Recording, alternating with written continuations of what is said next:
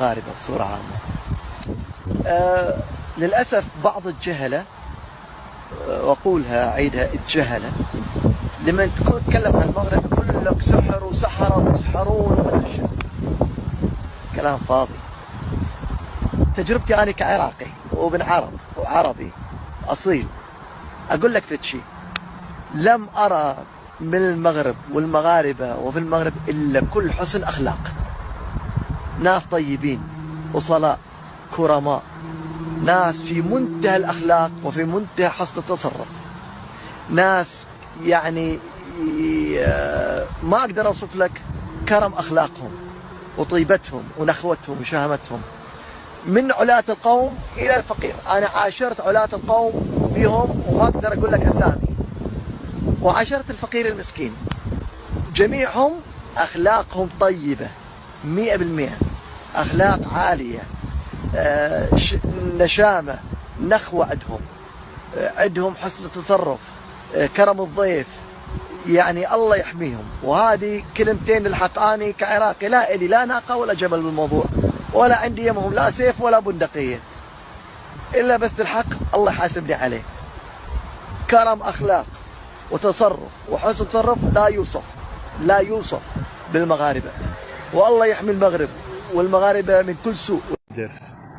كنت مرة في الدار البيضاء ومشيت ندير فوتوكوبي للأوراق ديالي،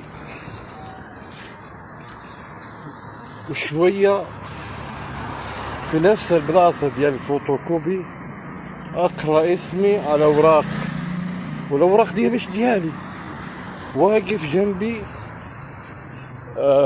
شخص وبيدير الفوتوكوبي والأوراق عليها سميتي.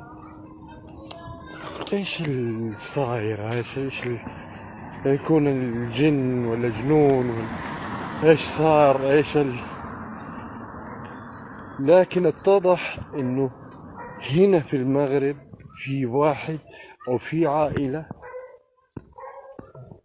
نفس اسم العائلة ديالي ونفس سميتي، وسبحان الله صدفة تجمعنا في مكان الفوتوكوبي. انا ما كنت مصدق، بغيت نقيس الرجال نشوفوا انسي ولا جني ولا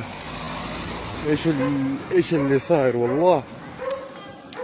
لكن سبحان الله هدرت مع الشخص وطلع انه في عائلة هنا نفس اسم عائلتي ونفس اسمي هو، بس كنت على عجالة حقيقة بخلص اوراق وبدير فوتوكوبي عشان اخلص معانا.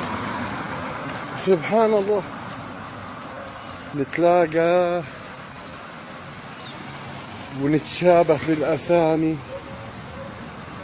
ما شاء الله عندكم ولاء يا اهل المغرب. انا يعني شفته بعيني، ما حد قال لي او قاعد انافق ولا رياء. شكرا، عندكم ولاء يا اهل المغرب جميل.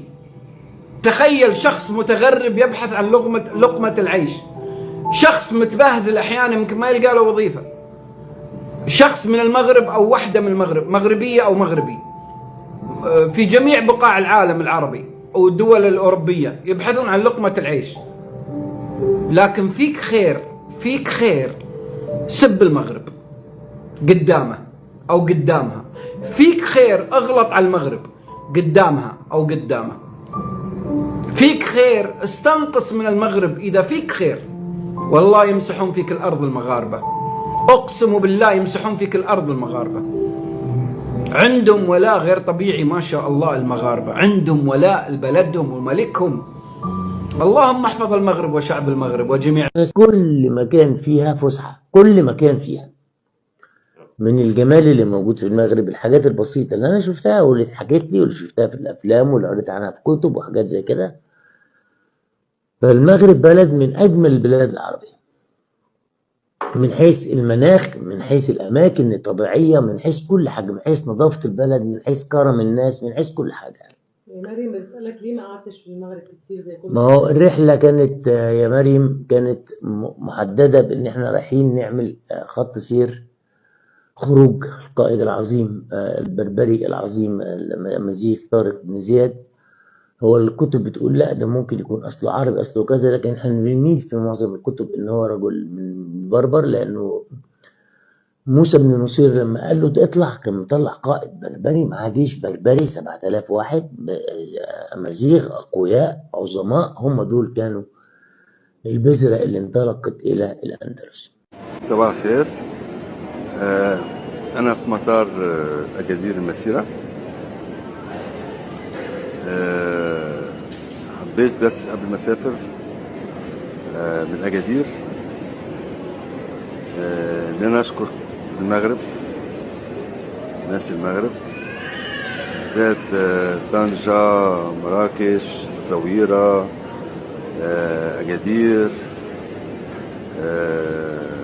بصراحة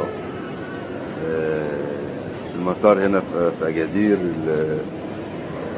الناس في الشوارع، الناس في المكان اللي بتشتري منه حاجة، بصراحة شعب راقي، أمن وأمان المغرب. كل الناس في خدمة أي واحد غريب أو مش من البلد، سواء تاكسي في سوق الحد في أكادير